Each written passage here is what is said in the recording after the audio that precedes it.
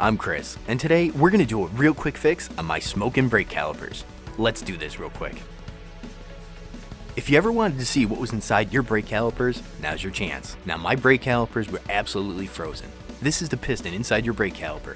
When you step on your brake, the master cylinder releases brake fluid all the way down to the piston here, and it's going to push the piston out just by hydraulic pressure alone. Now you can see on the piston here how marked up, gummed up, dirty, how scored it is, how pitted it is. We're gonna do our best to clean this up. Remember, this is a real quick fix just to get us moving so our car doesn't start on fire. If you look inside the caliper there, you can see the piston seal. Now its main function is when you press on the brake pedal and that piston gets pushed out, that seal is kind of squared a little bit, so it kind of rolls over on the piston.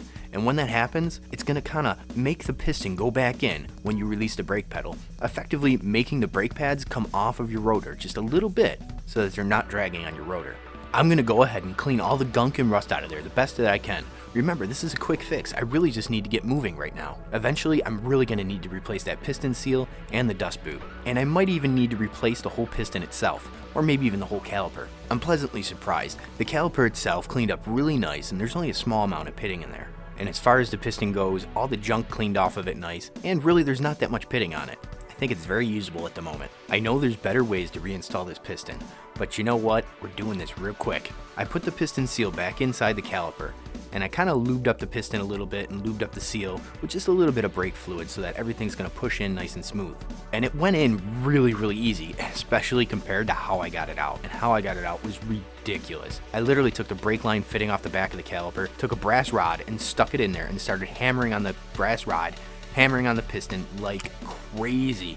I mean crazy. I really did not think I was going to get that piston out originally. It was so stuck in there, it was ridiculous. And compared to how easily this piston went in now, it's a world of difference. It's time to go ahead and reinstall your caliper. Now you can see there that the brake line itself, I kind of clamped it off with a couple vice grips and a little bit of rubber, so I really didn't break the brake line itself. And that actually worked really well, so that I didn't make a huge mess. Now taking the caliper off originally, there's going to be a little bit of brake fluid inside there coming out.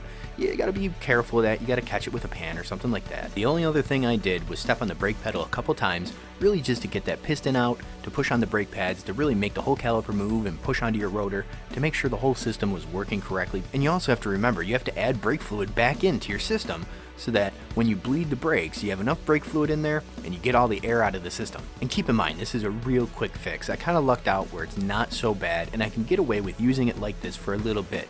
But ultimately, I'm gonna have to replace some parts here. I thank you for watching and I hope you enjoyed this video. If you found this video entertaining, to get a little bit of insight in my method of madness and kind of tackling this problem, please leave me a comment below. And don't forget to check out my other video on how to change brake pads. It's not that hard. Thank you so much.